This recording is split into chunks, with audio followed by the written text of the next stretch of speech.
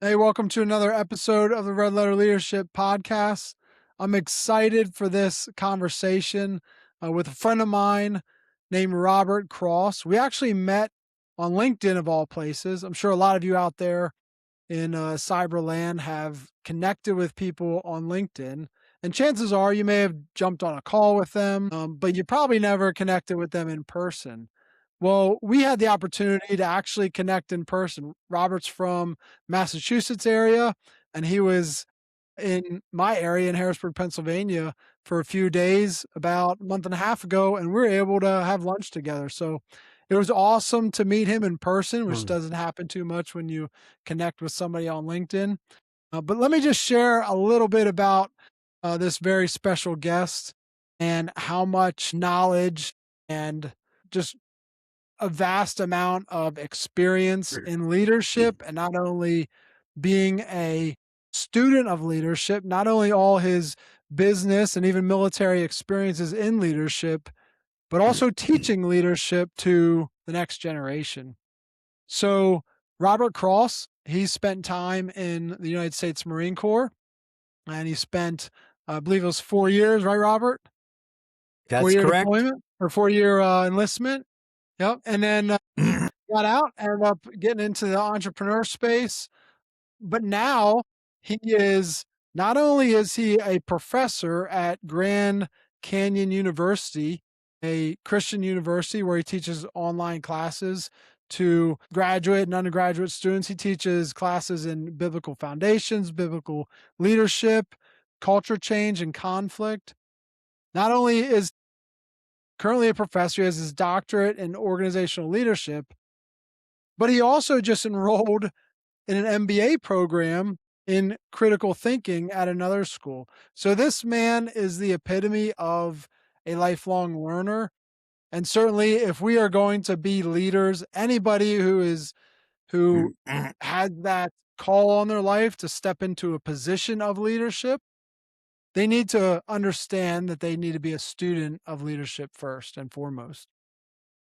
So it's great. It's a great opportunity for me to welcome Robert Cross to the podcast.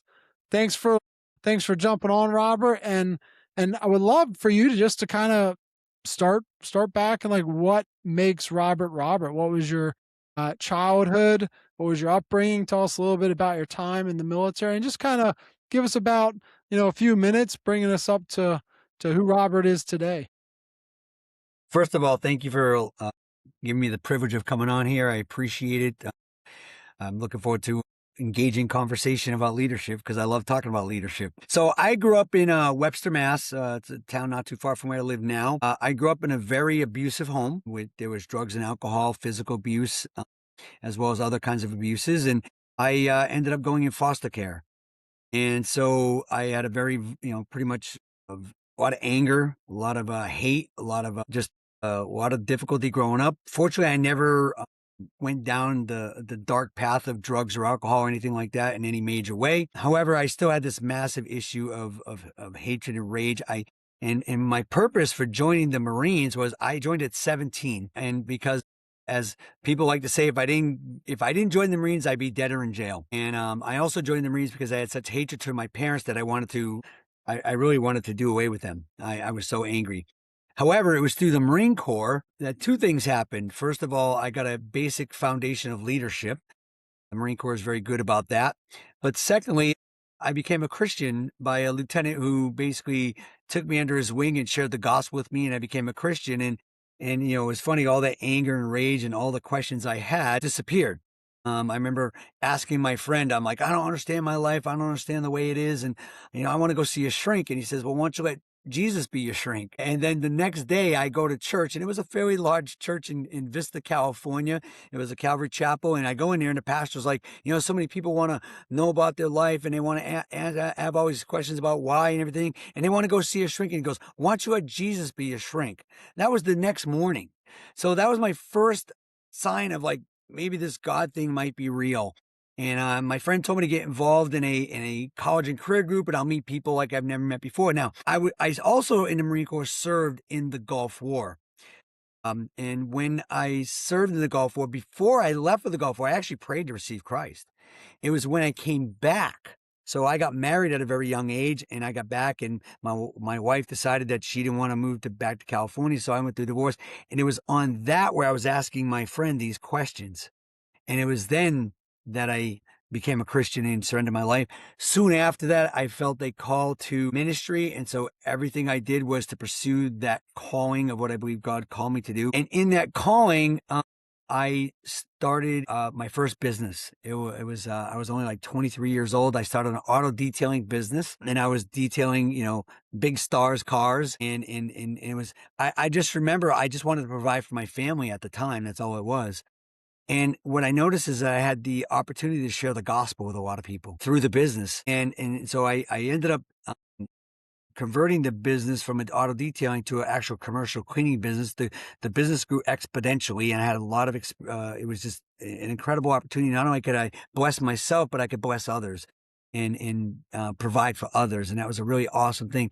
So I'm still pursuing ministry. And then what happened, we did really well in business. And then I felt God called me to go to Arizona to plant the church, which I did. I left my business in the hands of my best friend, and who was my operational manager, which is a whole nother story of faith and how God can lead you.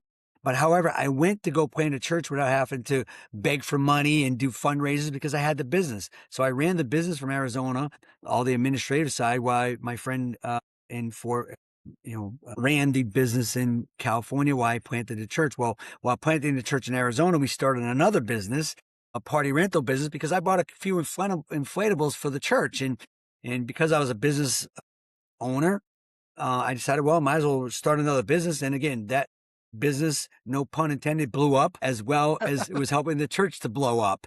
And so it was really, now all the time, what I was discovering was that the business was the catalyst to the church growing. I was doing more ministry through my business than I was as a pastor.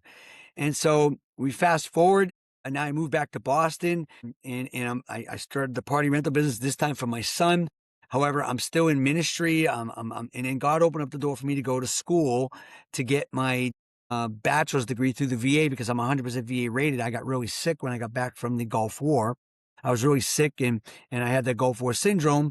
And so I was 100% VA. So the God would provide for me to go to school. I went and got I always wanted to go to school. So I ended up getting my Bachelor of Science in Religious Studies. And then the VA came to me one day and says, "Hey, would you want to go get your master's degree too?" And I learned at that point a very, very big understanding of prayer, that there are some things you don't need to pray about. And I learned at that moment that I didn't need to pray about that. Yes, of course. So I went and got my Master of Divinity in Leadership. All the while, I still have my business going on. So I'm still leading the business, and it's growing and everything like that. Well, then somebody whispered in my ear, "Go get your doctorate." And I said, "Okay, God, I don't know why. I don't want to go into the factors of all that. But so I have 30 plus years concurrent business and ministry leadership going on. Now I'm getting my doctorate. At the end of my doctorate, we have to do a dissertation. And on my dissertation, I'm wrestling with God for months. What do I do? What do I do? And then finally, I had the Holy Spirit. This wasn't the soft voice. This was the slap on my head voice that everybody can hear because I don't have any hair. That, what are you doing? I've used my ministry. I've used my business as a catalyst for ministry for years. Why didn't I do it on that? And so that I discovered this whole new thing called the theology of work, which I knew a little bit about, but this biblical concept of the theology of work and the integration of business and ministry that is from Genesis chapter 1 to Revelation chapter 21. It is all throughout the Bible, this integration of business and work. So I did my dissertation on church-based discipleship for business leaders to find out how effective it was in discipling business leaders in sharing the gospel. And overwhelmingly, the research concluded that it helped business leaders how to share the gospel and use their business as a platform to share the gospel. And so my journey now is writing a book called The Reconciliation of Business and Ministry Leaders, the Missing Link in Church Growth, because I believe the catalyst for church growth actually resides in business leaders. And so, and that's where I'm at now. I got hired as a professor at GCU. And so I resigned from church ministry to pursue this because this is where I believe God has called me. Now, this is going to bring me to the future. Not only am I, as Jordan said, investing into future leaders, but also want to start a program for foster kids to help teach them leadership, to help them teach them entrepreneurial skills, as well as help them launch their own business. So what I see happening at 56 years old is I see my whole entire life from a child in foster care, growing up in the way I did, getting saved, going into ministry, getting into business, now coming full circle where it's all integrated together. And that's where my bio is in a quick Yeah, snapshot. that's incredible. And I man, there's so much in there. We could do, probably an episode on different segments of what you just shared. I love the, and I'm gonna have to find a copy of your dissertation. I would love to get my hands on that. But Yep. the Well, I whole happen to know a idea. guy who can send it to you. Yeah, he caught the hint, yeah. So one thing I like saying is that the Bible's main theme from Genesis 1 through Revelations is relationship. With first relationship with God and then relationship with others. And so because of that, it's the best book to go to for leadership because leadership involves relationship, right? I never really thought of it as, like you said, a theology of work. But I tell my kids often too. I tell others like work existed before the fall of man, which means it's not it's not a bad thing. It's not part of the curse. It's like we live in a fallen world, so we have to work. Like no, not at all. Work is a gift. It's part of God's plan of creation. So yeah, I would love to learn more about that whole idea of the theology of work for sure. Um, Yeah, and then, of course, most of the listeners know that I've adopted 4 children, a sibling group of 4 out of Pennsylvania foster care, and then we adopted our oldest 2 from Ethiopia before having our little little miracle baby, we call her. But yeah, I Mhm. love I love your heart for the foster child, Mhm. and better than anybody, you know certainly even better than I do, but the experiences that kids have in the foster system, and it's just a very broken system.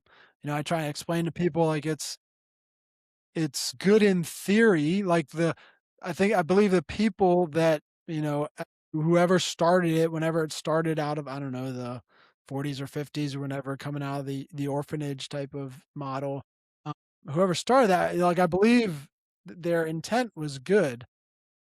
But it's just in put into practice, it just hasn't been really a good thing in many cases, and from my own personal experience, this is my opinion, it's a lot of times because and rightfully so, but the laws are designed to be in the interest of the biological parent and not in the interest of the child, and so the child ends up being the victim to the parent playing this game of that was our situation, Yeah. but Yep. yeah, thanks so much for sharing.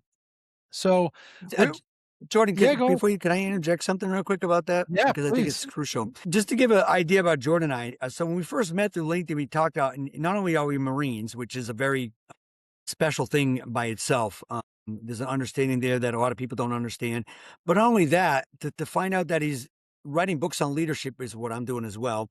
Not only that, but he adopted kids, as he mentioned, and we adopted kids as well. I mean, there are so many things like going, oh my God, I think this is like a God thing, and that's why I was so excited when we were going to go to Pennsylvania. Hey, well, let's meet up because you don't find that commonality in so many different areas with his business background and with his military background and now with the ministry and book writing and again the foster care just thing. And by the way, our I have a biracial family as well, so that's another factor that's a interesting factor in and of itself as well, because that sometimes becomes a leadership issue at points. But so Mhm. there's a lot more to this relationship that I call it a God moment where I think God had brought us together for a purpose Yeah. in that. Yeah, and I also love your outlook on how business can be used as a ministry to develop the church, to develop the Big C church as a whole, Yes. and even at times, like, fund it, right? Because all resources belong to God, so however he moves those around, it doesn't matter, right? Right. It's all up to Yep. him to Yep. provide, and we just have to be good stewards of it. Yeah. But I Yeah. When we remember. talk about fun I'm sorry, when we talk about funding, we just as leaders, we gotta be careful how we frame that to business leaders. Sure. Yeah. Yeah, and then we might be able to get into that a little later, Yeah, not to maybe, yeah, I would love interject, your insight on but that. yeah, well, just real quick, many business leaders feel, and the research is conclusive on this, that they feel like that pastors and ministry leaders look at them as an ATM. And so it's important, even though yes, they could be a great part of funding, which I live myself and I've seen. It's to for them to understand that it's not just about you, being able to fund. It's also you bring a lot of leadership capacity to the church, and they can be business leaders can bring a lot of ingenuity and innovative thinking and drivenness to a church that it needs as well as that, and they need to be looked at for those aspects as well as catalyst to grow the church because they are out there on the front lines in the marketplace. And so when if we speak only in funding, they can get jaded by that. And so that's why I say, well, because what you're saying is absolutely true, but making sure that we frame it correctly so that we don't think that we're just, using them for their funding. For sure. Yeah, that's a great point. I remember 2 years ago whenever I was started writing these lessons that have turned into the regular leadership book. I remember one person that was on the email list receiving these lessons had reached out to me like, "You should think about becoming a pastor." And I was like, "No, I'm Mm. not called there. I'm I don't know why I'm not Mhm. called there. Mhm. I just have 0 passion or desire to step into that vocational ministry world." Mhm. But nonetheless, I do have a strong desire to bring, the leadership lessons from the gospels to light and to push that out. So I'm just following what I believe the passions, desires God's laid on my heart. So yeah, and as I've talked to, tons of people like you that understand, tons of business owners and entrepreneurs that are all about using what God's giving them to minister. And yeah, it's so I think and this is where I think the American church has become comfortable. I say that a lot. Where there's a lot of at large, there's individuals in the church. There's individuals, um, whether it's business owners or just workers in other spaces, and then as the collective local institutions of the church, we are so blessed here in America that we do not have much like crazy opposition, persecution, conflict that really causes us to make drastic changes in our Mhm. lives. And when Right. that comes from the outside and pressures us, Mhm. sometimes how we respond to that opposition or conflict is just not godly. Not to Mhm. say that it's that we're like doing evil things or bad people because how we respond, but we're responding in reaction and rather than being prepared for that opposition. And I think the reason why we're a lot of times not prepared for that is because we're comfortable. We're comfortable in the status quo of the day-to-day ministries and the status quo of our business. We're not seeing, even though, speaking to many believers here, we may not be seeing our business as a ministry. We may only see it as a way to provide for our family. But I just think when we really envision how God can use, again, our business, maybe we lead a nonprofit, a ministry nonprofit, or we're just workers in the church. However, God has blessed us when we can really truly seek Him to how He wants to use that for a big kingdom impact. I think that causes us to just rewire our thinking. It causes us to make different decisions, and that alone will step us out of our comfort zone. And I love the fact that you're on with me, Robert, because I think just in your short the short bio you've given us, you have tons of experience in that and facing different conflict and opposition. You're teaching that type of stuff to students now. And so I would love to just get some of your feedback on that idea of like, and I say the American church, and certainly there's a body of Christ throughout the world, but they're just like America's the most blessed nation in the world when it comes to resources and financial ability and innovation and all that type of stuff. Like we are truly blessed. But I don't know how long that's going to last if we just not do anything with it, if we just enjoy the status quo. Well, I have several things to share. First of all, I want to encourage you that although you're not in the role of an official pastor, you are pastoring by what you're Man, doing. yeah, Again, we that falls into the sacred secular divide where pastors are a higher calling and they're called separate. Now, I believe we're called into a pastor can be called to be a pastor, but pastoring is not it's only used as a title once. Pastoring in the Bible is something somebody does. They shepherd. And so I would say that, Jordan, whether you like it or not, you are pastoring in a right positive on, way. So right on. I'll take that. anyway, so the American church comfortable. Let me say, I completely agree with that. Again, we face little opposition, and I'll start off with a couple things that happened, especially during COVID. COVID, I read some articles, journal articles, COVID, and there was a lot of division in the church because of COVID. And a couple of the things that came out were sayings like this. Well, it's very discouraging when the church is half empty. I'm like, well, wait a second. I mean, half empty. I'm just glad if one person shows up, right? So we get that thinking. But more importantly, there was another saying that really struck me.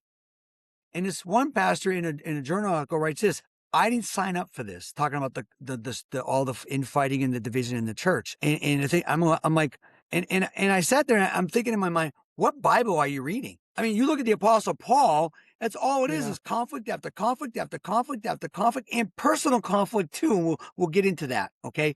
So is the church comfortable?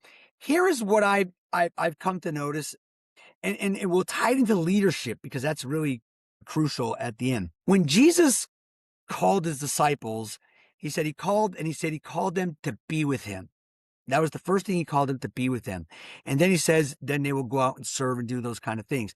He called them disciples before they ever even believed in him. When Jesus turned the water to wine, he said, then his disciples believed on him. Called them disciples, though. Then you fast forward to John 6, verse 66, one of the most horrifying verses in the Bible.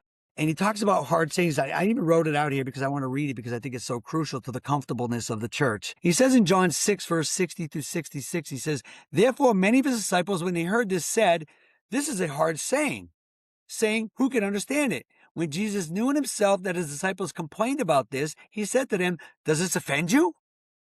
What then if you should see the Son of Man ascend where he has before? It is the Spirit who gives life, the flesh profits nothing. The words that I speak to you are spirit and they are life. But there are some of you who do not believe. For Jesus knew from the beginning who they were who did not believe and who would betray him. And he said, therefore, I have said to you that no one can come to me unless it has been granted to him by my Father. From that time, many of his disciples went back and walked with him no more. He called them disciples, though. Walk with him no more. And then you wow, follow the disciples a little further, and what you see is they're talking to the disciples again, and I don't have the verse in front of me, but they're talking about if you love your mother more than me, if you love your father more than me. He says, you cannot be my disciple. What? Well, then he further says, if you do not forsake all that you have, you cannot be my disciple. So here he comes calling the disciples before they even believed on him, to saying you cannot be my disciple with these radical issues that at one time I was struggling with, going, God, I don't think I can be your disciple. I had a misunderstanding of grace, but the point is, what you see Jesus doing in his leadership is raising the bar. yeah.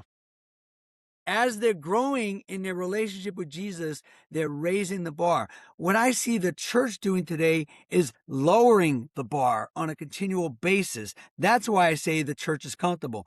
They complain, we have too many services. Okay, let's cut this service. Now, most churches today have one service. That's it. There's no other way to be discipled beyond that one service. Then you have some churches that have small groups. Again, and again, what is most of the content? Most of the content is based on a a certain book about a topic, like how to have a better marriage, how to be better at your work, how to do these things. However, there's very little that is based on learning theology. Very little. The church, as you might have heard this saying, is 4,000 feet wide and 1 inch deep. And it shows to the point that the church is basically biblically illiterate. And I think we see that today. Barna's research has concluded that, and that comes from basically a lack of leadership in doing what Jesus did in John 6 by saying hard things. Remember, and questioning it, says, "Hey, this is it. This is the way it is." The church has lowered the bar. We don't have theology is not taught.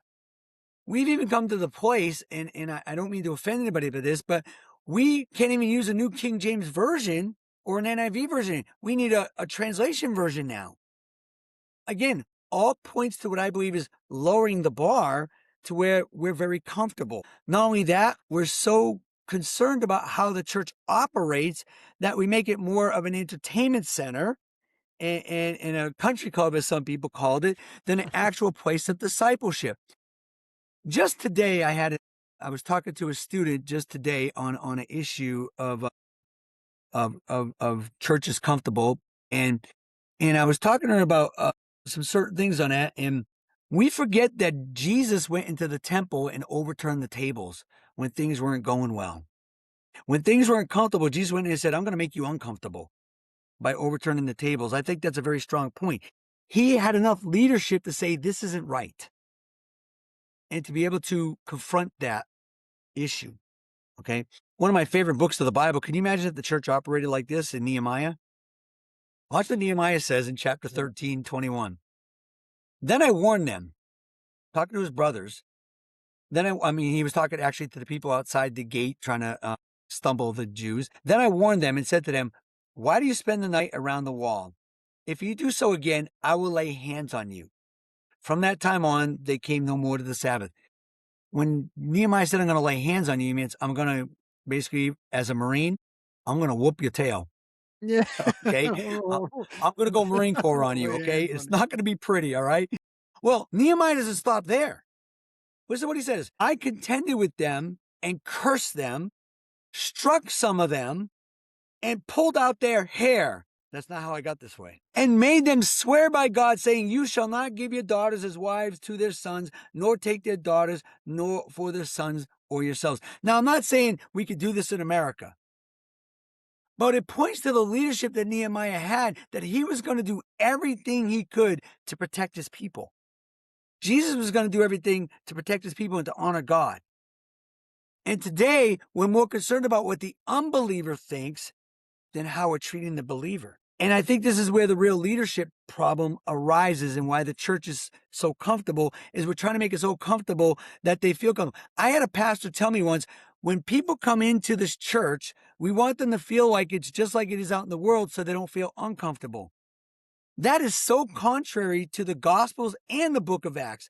What made the book of Acts so attractive was you had 12 leaders who were willing to make people feel uncomfortable. And because they loved them so much, which was so radically different, they were willing to confront them. Remember Ananias and Sapphira? Whoa.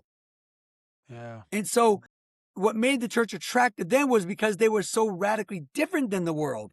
Well, today the church is trying to be so much like the world, which, by the way, was the reason 1 Corinthians was written, is because the world was having more of an influence on the church than the church was having on the world. So I'm a big believer that the church has become so comfortable today. And I'm not afraid to say that. I think real leaders are willing to stand up and say, and not be so passive. When's the last time a church has exercised Matthew 18? and church discipline. Right. Right. So there's a lot of reasons why I say that the church has become so comfortable, but let me tie it into leadership now. One of the reasons that I believe the church has become so comfortable is not necessarily, I don't want to be too negative and say a lack of leadership, but it's because I think we become convinced of what a successful church looks like. And that means a successful church is numbers, as we've heard it say, bodies, butts, and buildings, and we've heard those sayings. And so what happens is, and we talked about this when we were at when we went out to lunch that day. We're so focused on church growth that we forget that we're called to make disciples. And so just this morning, I was having a conversation with a student saying, well, like when all those people left, in John 6, they walked away. Notice Jesus didn't go chase them. When the rich young ruler rejected what Jesus had to say, Jesus didn't go, wait a second, and he said, hey, Right. let him walk. And what I said in my response to the student is, I think so often we're concerned about those who aren't there instead of being concerned about the ones that are there. And so as leaders, we're called to make disciples of those God has entrusted us to make disciples. Yet our emphasis is so much on church growth that we're focused on the ones who aren't there, the unbelievers, that we forget the ones that were there, and we're actually not loving them the way Jesus wants us to love them. Jesus focused on the 12 and then the 70. That's where his primary emphasis was. And so this goes into why I believe where it starts with leadership is because leadership has to start saying, you know what? Leadership is not necessarily about church growth. Leadership necessarily is about having a larger church. Leadership is not looking at the church down the street as a competitor. Leadership is operating in the capacity that God has given me, being so thankful for that, and being faithful to what God has called me to do. Jordan, you're being faithful to what God has called you to do, and that is to do these podcasts right on leadership from Jesus, and which is wonderful and needed. So my leadership perspective on that is that I think today why the church is comfortable is because we have all these leadership degrees, which I teach, but I think also could be a detriment because why? It makes us self-reliant. And when we become self-reliant, that is a dangerous thing for any leader in a Christian context. And so we go to get our It creates degrees. isolation. It creates isolation, but we get our degrees, we read all our books, and we think, well, now I'm qualified. And I said this just the other day to somebody. Whenever we think we're qualified to be a leader or a pastor, that's when we are not qualified. And so yet we have all these things that tell us that you're qualified. And then the other aspect is the way churches are operation today is the leader decides who leads. The leaders decide who is going to be a part of their leadership and everything else. And so are they really necessarily led by God? Much of the church today is looking for people who will buy into their mission and vision more than their actual growth in Christ. And so because of the way leadership is being taught today, I believe we misunderstand church leadership or spiritual leadership the way Jesus demonstrated that. It's interesting that Jesus said, he did not come to be served, but to serve. And then he says this, the last will be first and the first shall be last. But we've kind of misconstrued that. And also, he was faithful in the little things. Too much is given. Yet we're reaching for the big things so much that I think we miss the little things. And so these are just a few snippets of understanding I've got from leadership.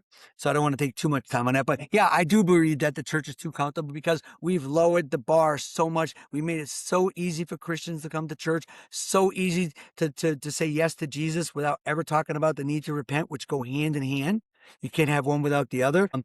Without the idea of, where Jesus said foxes have holes, and birds have nests, but the Son of Man, it should be at a cost. And today, I don't believe we're preaching that cost that it takes to be a disciple of Jesus Christ. Therefore, it's considered easy believism. And so I think it's time for have leaders to rise up to like Nehemiah and say, we ain't going to tolerate this no more.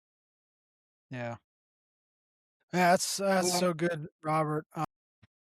So much there. And I do want to say for the listeners, like whenever we say that the church is comfortable, it's very much a general statement. We Yes. recognize that I know personally, just in the past couple of years of my life, times where I was comfortable. I was like, I don't wanna take that next step. I don't wanna go in that direction because I lack the faith to really, but I fear this, I worry about that, I doubt that it's, that it's gonna make me feel good or whatever the case.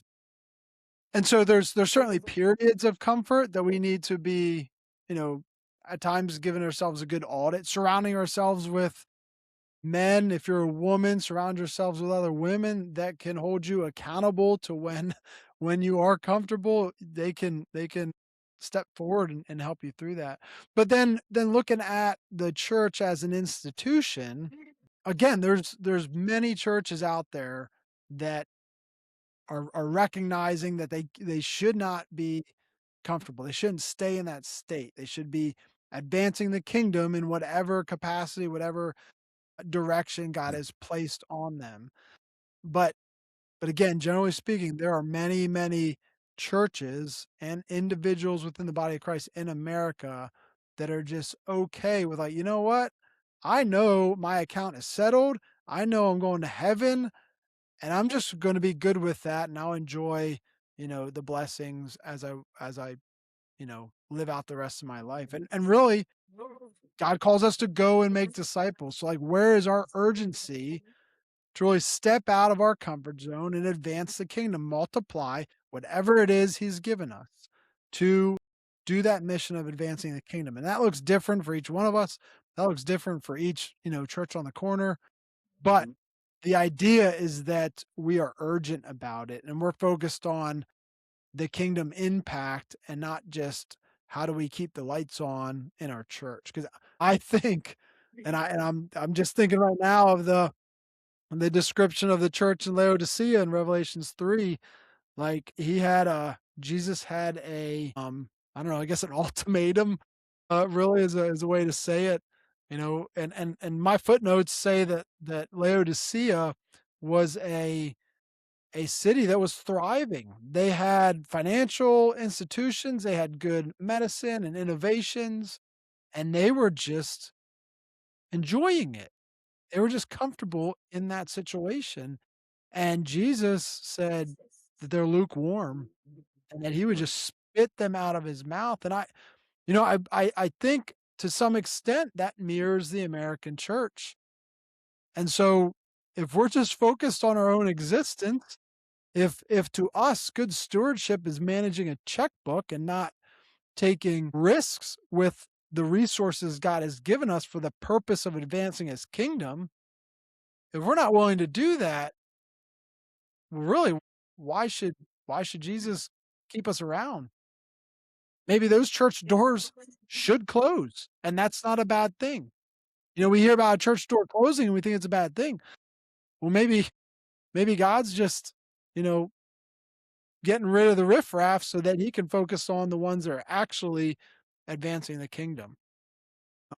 There's so much there, but one thing with churches, Robert, one thing with churches that do wanna really pursue that kingdom impact, chances are it's going to change how they do things to some regard. Maybe some of their ministries, some of the services or whatever won't change, but to some respect, they're going to change things, and that change is going to cause some conflict, is going to cause Mhm. some opposition. Again, I say it all the time that when any of us as individuals, as organizations, when we start moving in a direction that God is truly calling us, we start taking steps of faith in that direction, it's not a matter of if, but when the enemy will up his attacks and start opposing that movement. We live in a fallen world. It will happen. So, Robert, could you just share, like, maybe you have some real world experiences, whether in business or in, Mhm. or in some of your, pastoring that you've done, but just share some of that, how you handle that opposition, and please, like, pull us out some red Yep. letters that might tie to how Jesus did it. Yep. Well, Jesus did not hide from conflict. That's the first thing. When dealing with the Pharisees, he pulled no punches. He said, "You guys are whitewashed tombs. You guys are snakes," and he was truthful to them. And I think that's being truthful does not mean you're always lovey-dovey. We saw how Nehemiah loved his people enough that he was willing to confront other people. Okay, Jesus was the same way. He was loving people enough, and he loved those ones who were fallen enough to say, hey, if they want to walk, they can walk. So in America, I don't think we know how to handle conflict that well. Just this, I've been going through conflict just in the last couple of weeks with, of all things, Little League. My leadership has been questioned. I've been slandered. I've been, oh my gosh, it's just whatever, from an assistant coach who's done nothing. And so I responded with the conflict in a loving way, as lovingly as I could, not giving any ammo to anybody, to give them any, as a Christian, we don't want to give the enemy any ammo to shoot back at us. And sometimes when we deal with conflict, it's very easy to do that.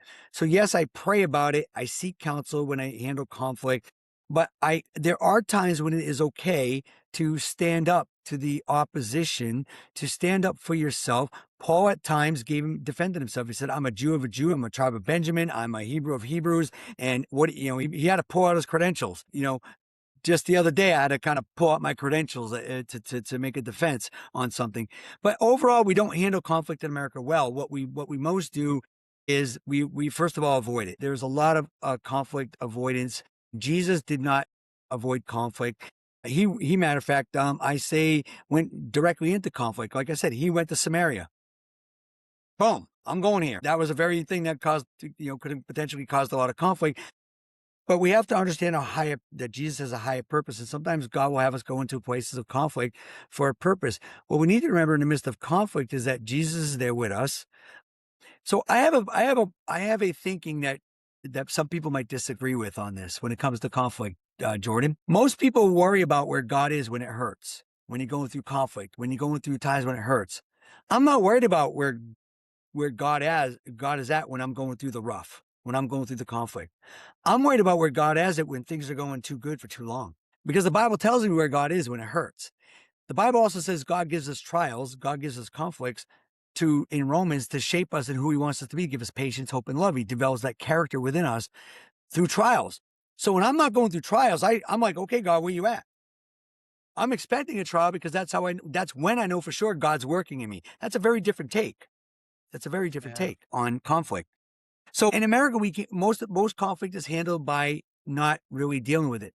Jesus was willing to deal with it. We also see the Apostle Paul in Galatians 2, 11 through 13, when he confronted Peter.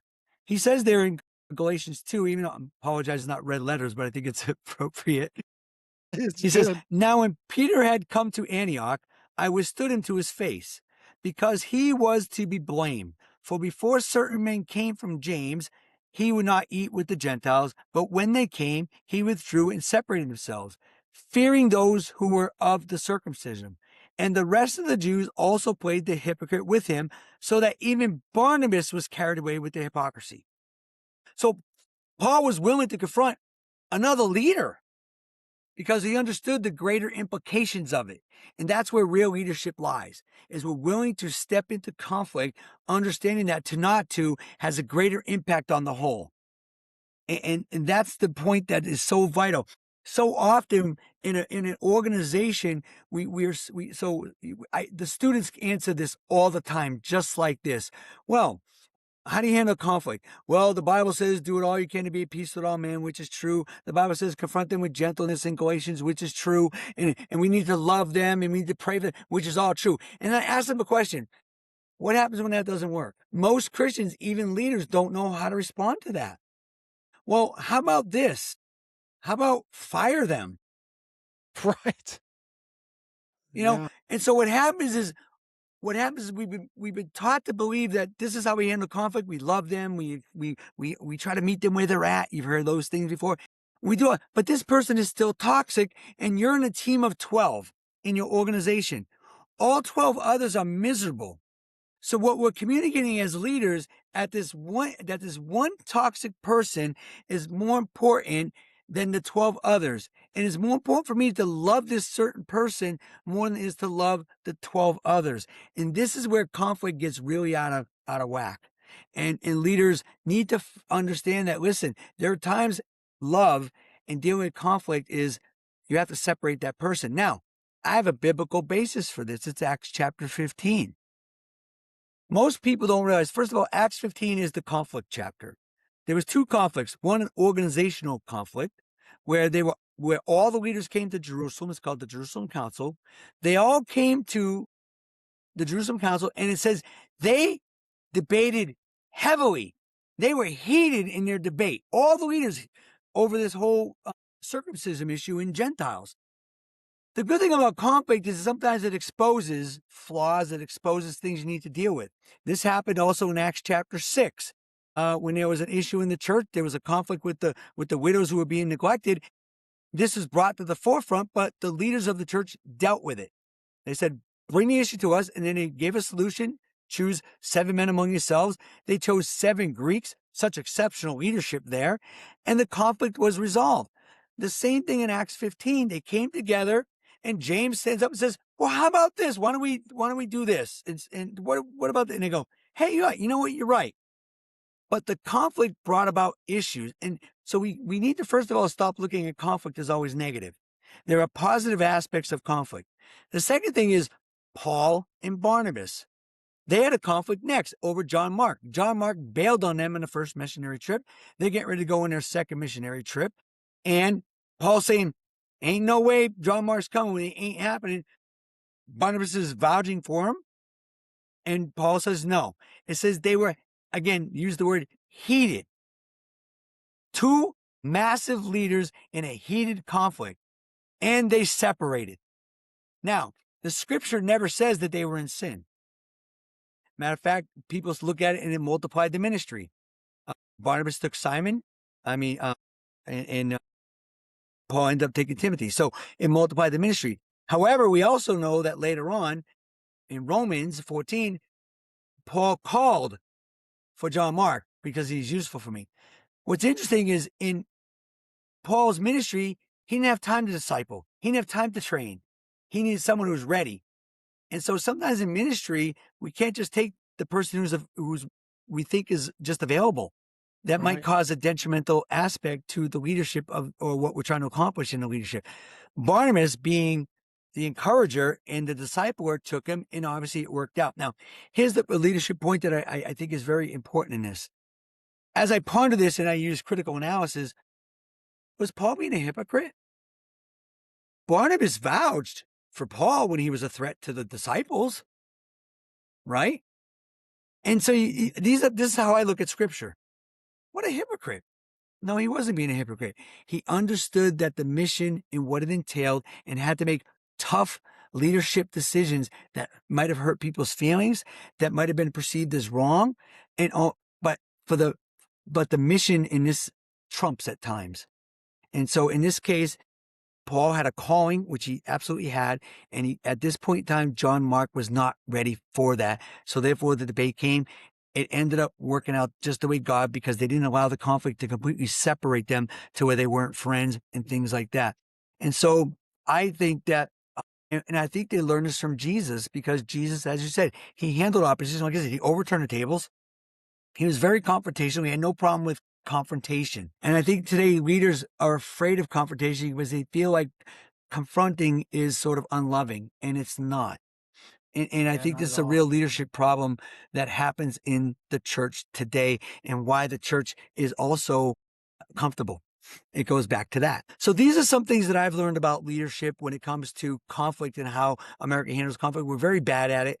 We don't do well. We don't see the positive. And in today's idea of tolerance, whether it's, on sinful issues or whatever, we feel as though if someone doesn't agree with me, they're wrong. And this has creeped into the church. No, it's not wrong, and they have a different opinion, and it's okay. Maybe God has called them to something different than what he's called you to do, and we have to acknowledge that.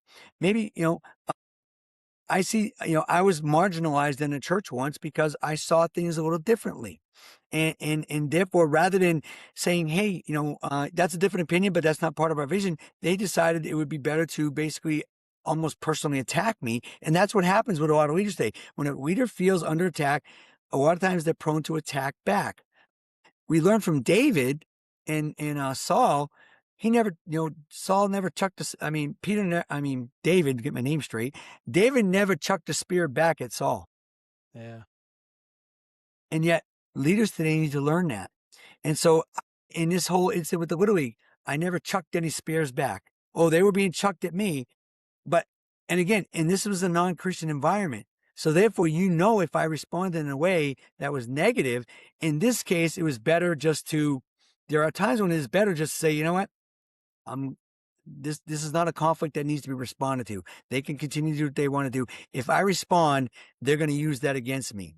However, there are times, and again, because me not responding did not impact anybody else. And that's a crucial factor in leadership. The key issue for me is how you respond to conflict and how it will impact others is so crucial to leadership in what I've learned. Yeah. That was great. Thank you for sharing all that. Yeah. I was thinking there's a couple lessons in the Red Letter Leadership book about being selective, being Yes. actually having discrimination whenever we're, selecting someone for our team or whatever the case, when you're talking about some organizational leadership, like, yeah, not everybody is a good fit. And sometimes when people are making the situation toxic, like you shared earlier, like you can fire somebody in love. Like you can still love them in the midst of firing them. Mm-hmm. And that may be one of the best things you do for that person. You may not know, but getting them away from your that situation, you're giving them an opportunity to go grow somewhere else. That's on Mm-hmm. them to do, and you need to be, as a leader, you're responsible for, number 1, accomplishing the mission and taking care of your team. Mm-hmm. So if that one person is just a cancer, yeah, you may need to, you know, fire them. You may need to get rid of them. And yeah, you're right. It's so hard for Christians in Yeah. all walks of, like, to Yes. just have those tough conversations with people. Jordan, I would also add, I like to add this too, is we often hear, which I believe is true, availability over ability. And that's not always true. You put the wrong person in the wrong position, man, that could derail your whole organization. And so I agree with you. We have to be discriminatory in that matter of, hey, they want to do it, and yet they just don't have the ability or they don't have the leadership capacity yet. It doesn't mean they won't. And that's what I love about Jesus.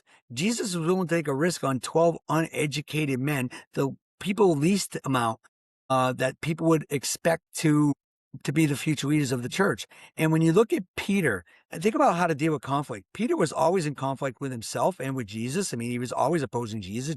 He was so in conflict with Jesus that, Jesus had to tell him, "Get behind me, Satan." But as a leader, Jesus understood that he needed those harsh words in order for Peter to become a better leader. Also, what I've come to learn is that what is our strength is also our weakness. And Jesus knew this. Peter's strength was his boldness. It was also his weakness. However, we read 1st and 2nd Peter, and what is the primary message of 1st and 2nd Peter? Humility. And so we have to be able to work with people to help them grow, but to be able to point out those flaws, to show people their boldness or their arrogance or whatever else. I love that, and I've been really wrestling with the church reconciliation process and what that really looks like, because the Bible doesn't really have a whole lot to say about it. We get the example of Peter when he denied the Lord, and then what does he do? He goes, do you love me? Feed my sheep. Do you love me? Tend my sheep. Do you love me?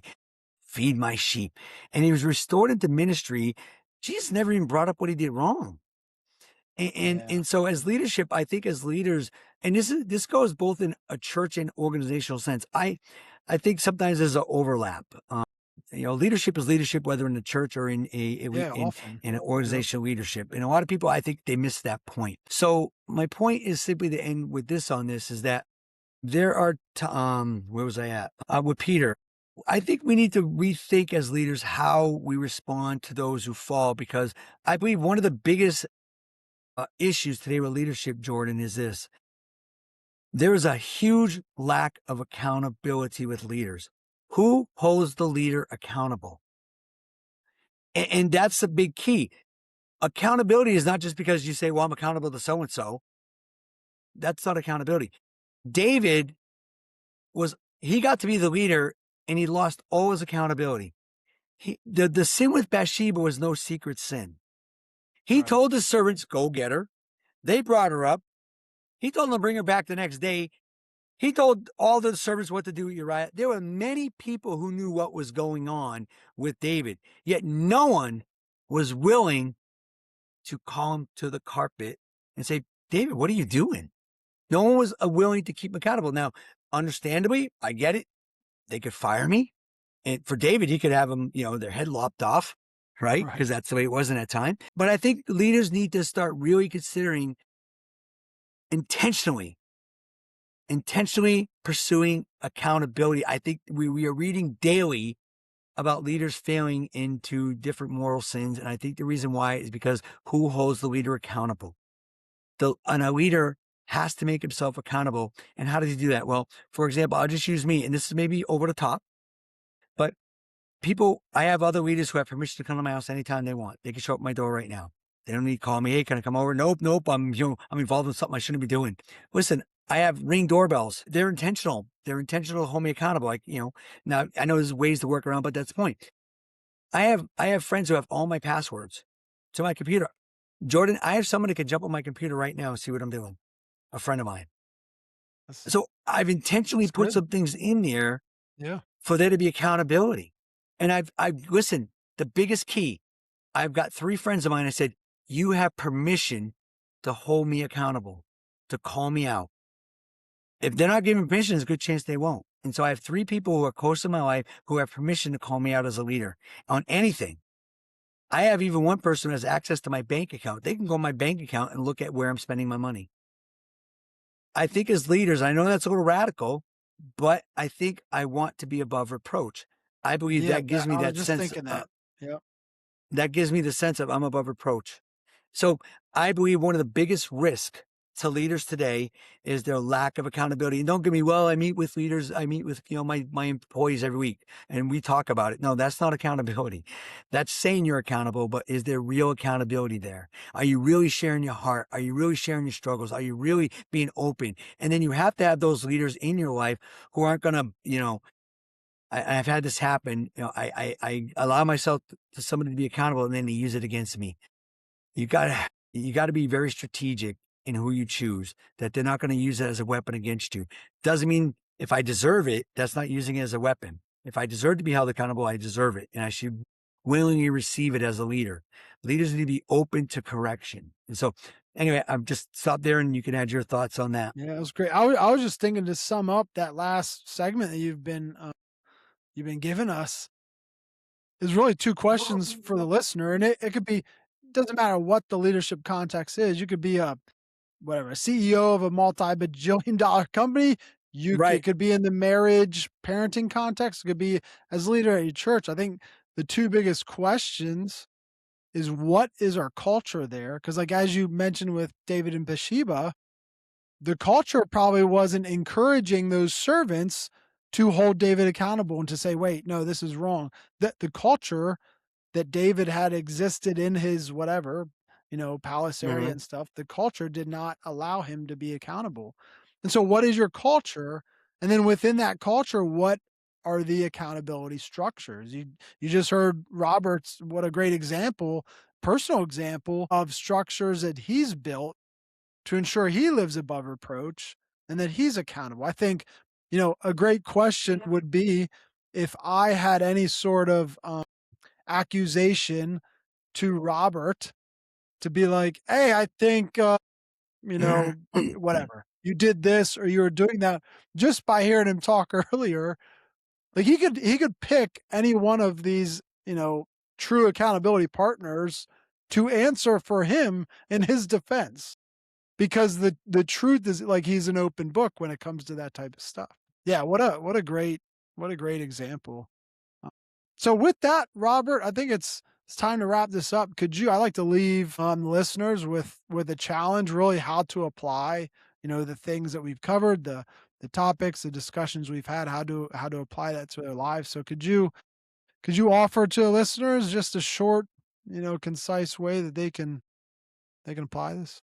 When it comes to leadership, One of the things I try to teach students, in which I try to teach those around me, is leadership is not principles. Leadership is something that is very fluid.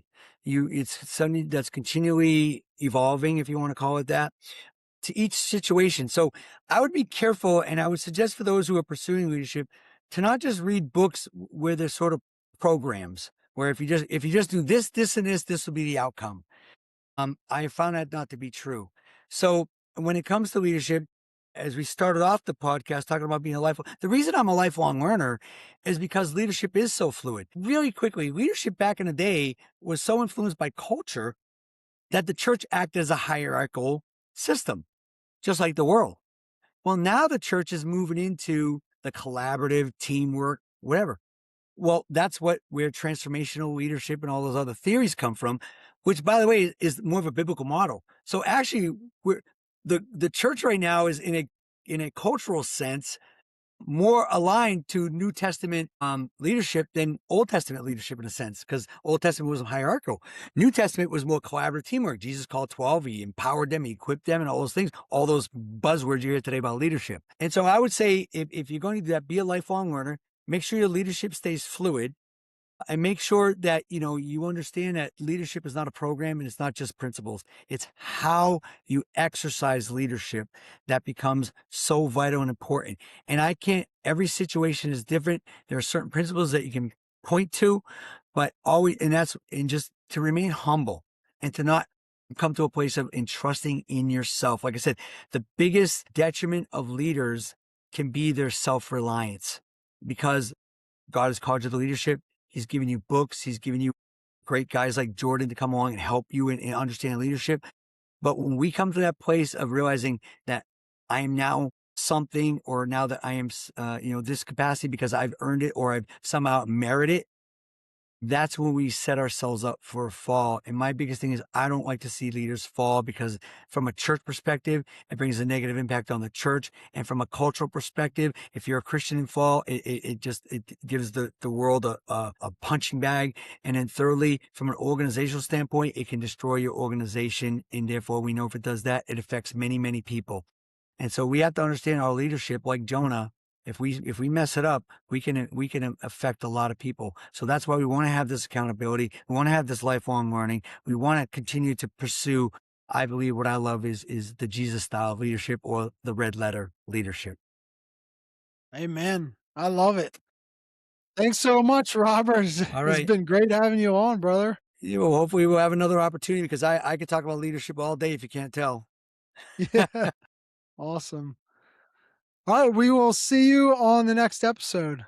Bye for now. Hope you are enjoying these episodes. We certainly are enjoying delivering this content, having discussions, digging into the red letters, and continuing our study of Jesus's leadership, and using technology and this opportunity we have to share those with all of you. But if you're interested in going deeper, if you're interested in more resources other than this podcast, I provided a link to several resources that are available to you from our website in the description of this video. So the first one is the book. If you haven't picked up a copy of our book, Red Letter Leadership, Leadership Lessons from the Life of Christ, I certainly encourage you to do that first. It's a book of over 370 lessons that myself, Eric Albright, and Ben Hunter worked together to write. We journeyed through the Gospels throughout 2024 into 2025, and we wrote a leadership lesson on every single passage. So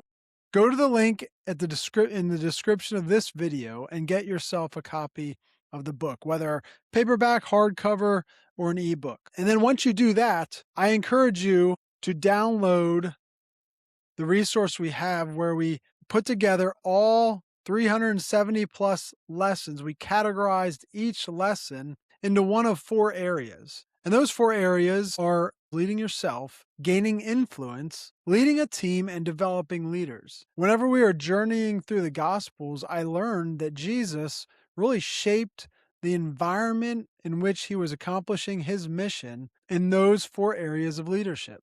So I took the time to go through each lesson and categorize all of them. And I think this resource will be very valuable to you as you study the leadership of Jesus. If you're focused on personal growth, then you can look at the lessons that tie to the leading yourself category. If you want to give teachings, lead other Bible studies on personal growth, you can use this resource, reference the book, and focus on those lessons. The next resource is our 7-day vision casting prayer journal.